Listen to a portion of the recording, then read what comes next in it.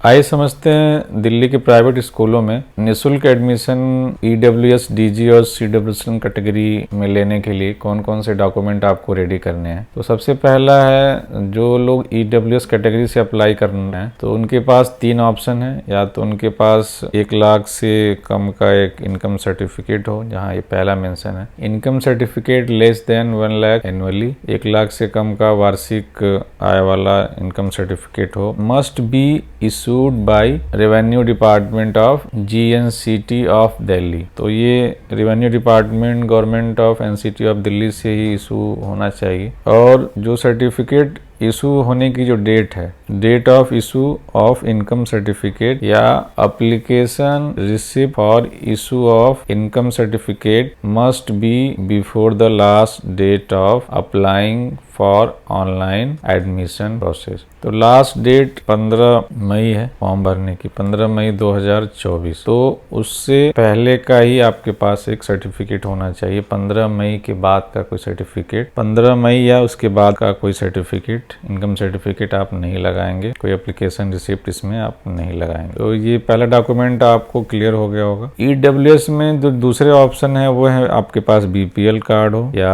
अंत्योदय अन्न योजना ration card हो, फूड सिक्योरिटी कार्ड होल्डर। ये भी government of NCT of Delhi से इशू होना चाहिए। तो वो आपके पास होगा तो आप ईडब्ल्यूएस कैटेगरी में फॉर्म फिल कर पाएंगे। तो ईडब्ल्यूएस कैटेगरी में 3 ऑप्शन है। या तो आपके पास इनकम सर्टिफिकेट हो, 15 मई 2024 से पहले बना हो, वो इशू किया गया हो, या एप्लीकेशन रिसिप्ट आपके पास है उसकी। उसके अलावा दूसरा है, या तो आप BPL कार्ड के बेसिस पे अप्लाई करना चाह रहे हैं, या तीसरा है अंत्योदय अन्न योजना राशन कार्ड आपके पास। अब दूसरा देखते हैं, जो सेकेंड कैटेगरी है जिसके थ्रू आप इस योजना का लाभ ले सकते हैं, उसके लिए डॉक्यूमेंट कौन कौन से होने चाहिए। तो दूसरी जो कैटेगरी जिसके थ्रू आप अप्लाई कर सकते हैं, तो SC कैटेगरी के थ्रू, ST कैटेगरी वाले बच्चे अप्लाई कर सकते हैं, अनुसूचित जात, अनुसूचित जनजाति, OBC कैटेगरी, अन्य पिछड़ा वर्ग, नॉन क्रीमी लेयर, अनाथ बच्चा, ट्रांसजेंडर बच्चा, ऐसे बच्चे जो जिनकी फैमिली HIV ग्रस्त है या वो खुद ही HIV से पीड़ित हैं, वो भी डिसएडवांटेज ग्रुप में कंसिडर किए जाएंगे। तो इसमें क्लियरली मेंशन है कि SC,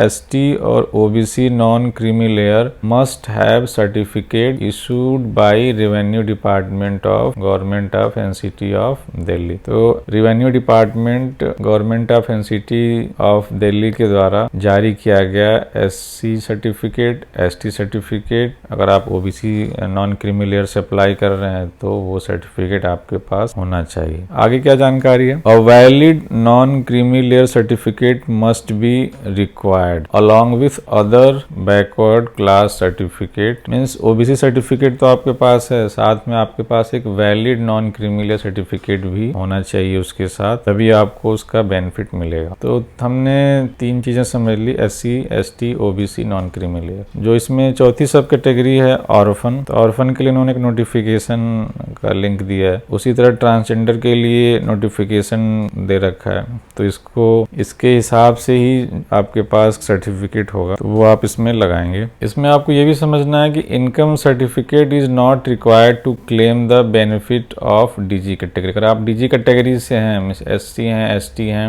या HIV ग्रस्त हैं, या फैमिली HIV पीड़ित है जिनके साथ आप रह रहे हो, या अनाथ हो, या ट्रांसजेंडर हो, तो उस कैटेगरी में आपको इनकम सर्टिफिकेट लगाने की जरूरत नहीं है। ये आप बात ध्यान रखेंगे कि आपके पास कैटेगरी का सर्टिफिकेट रहेगा डिसएडवांटेज ग्रुप का तो कोई प्रॉब्लम नहीं है। तो तीसरी कैटेगरी है CWSN। तो इसमें ऐसे बच्चों के पास disability certificate issued by government hospital, जैसा कि RPWD एक्ट 2016 में मेंशन किया गया है, उसी के बेसिस पे दिव्यांग बच्चों के पास सर्टिफिकेट होगा तो ही इस योजना का उनको लाभ मिलेगा। और इसमें ये भी समझना है, CWSN यानी दिव्यांग बच्चों के लिए भी इनकम सर्टिफिकेट की जरूरत नहीं है। तो आप सारा ध्यान अभी अपने CWSN सर्टिफिकेट, जो आपकी डिसेबिलिटी सर्टिफिकेट है, disability certificate issued by government hospital. तो आई होप सारे कैटेगरीज में क्या क्या डॉक्यूमेंट्स लगेंगे आपको क्लियर हो गया होगा। सपोज 2 बच्चों का फॉर्म भर रहे हैं तो 2 अलग अलग मोबाइल नंबर आप फिल करेंगे। बहुत सारे एप्लीकेशंस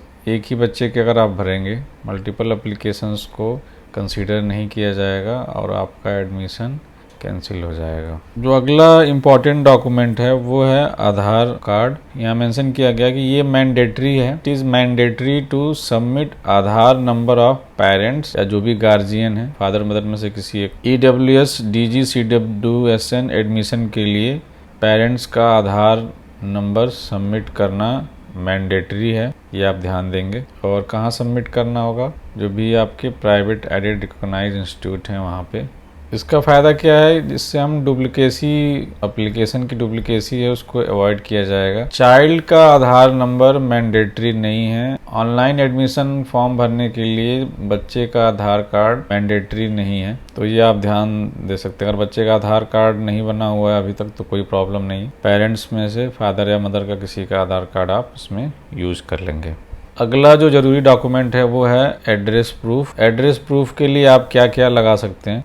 एड्रेस प्रूफ के लिए आप राशन कार्ड पेरेंट्स के नाम का, इसके अंदर बच्चे का नाम हो राशन कार्ड में। दूसरा है निवास प्रमाण पत्र आपका हो या बच्चे का हो, किसी का भी हो, आप उसको लगा सकते हैं। Domicile certificate. Voter I card किसी भी पेरेंट का होगा, फादर या मदर का, उसको आप यूज कर सकते हैं एज ए एड्रेस प्रूफ। बिजली का बिल होगा या MTNL का टेलीफोन बिल होगा या पानी का बिल होगा, उसको भी आप एड्रेस प्रूफ के लिए यूज कर सकते हैं इसमें। मदर या फादर या बच्चे का आधार कार्ड है तो उसको भी आप as a address proof use कर सकते हैं। पासपोर्ट अगर आपने बनवा रखा हो, फादर या मदर किसी का भी पासपोर्ट है या बच्चे का है, तो वो भी एज ए एड्रेस प्रूफ चल जाएगा।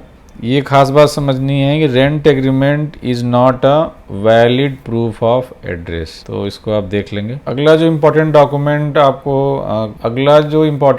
जो आपको चाहिए वो है बच्चे का डेट ऑफ बर्थ का प्रूफ। बच्चे की जन्म तिथि का प्रूफ आपके पास होना चाहिए। उसके लिए क्या क्या ऑप्शन इन्होंने बोल रखे हैं। एक, आपने जन्म प्रमाण पत्र बनवा रखा हो, SDM ऑफिस में या तहसीलदार ऑफिस में बनता है, वो आपने बनवा रखा हो। दूसरा, हॉस्पिटल से आपके पास कोई रिकॉर्ड है, हॉस्पिटल का रिकॉर्ड है या नर्स के पास से कोई रिकॉर्ड आपके पास है। मिडवाइफ हैं, ANM, उनके रजिस्टर का रिकॉर्ड आपके पास है जिससे बच्चे की जन्म की तिथि की पुष्टि होती है।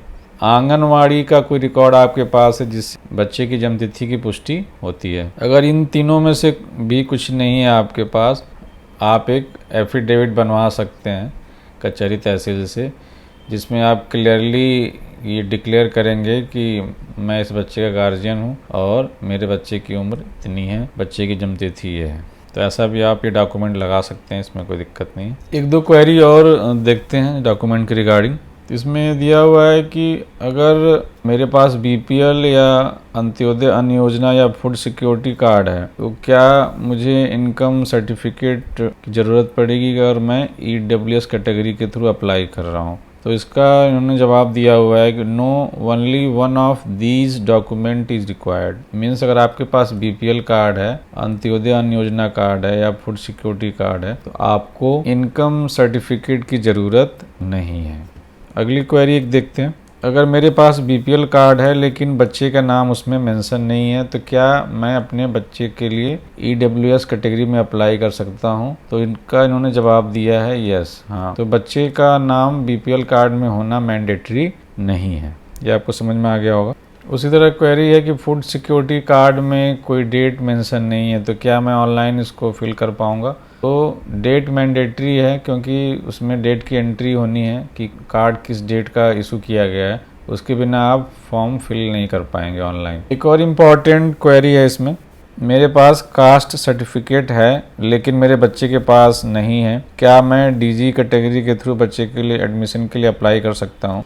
तो इसका इन्होंने जवाब दिया है हाँ, आप अपने caste certificate SC ST OBC non creamy layer जो भी जिस कैटेगरी से आप अप्लाई करना चाह रहे हैं, तो अपने सर्टिफिकेट के बेसिस पे बच्चे के एडमिशन के लिए आप अप्लाई कर सकते हैं। ये सारे certificate revenue department government of NCT of Delhi के द्वारा इशू होने चाहिए और कहीं का नहीं। ये क्लियर हो गया होगा, डॉक्यूमेंट्स कौन कौन से लगेंगे, ये चीज़ें आपको क्लियर हो गई होंगी। Thank you.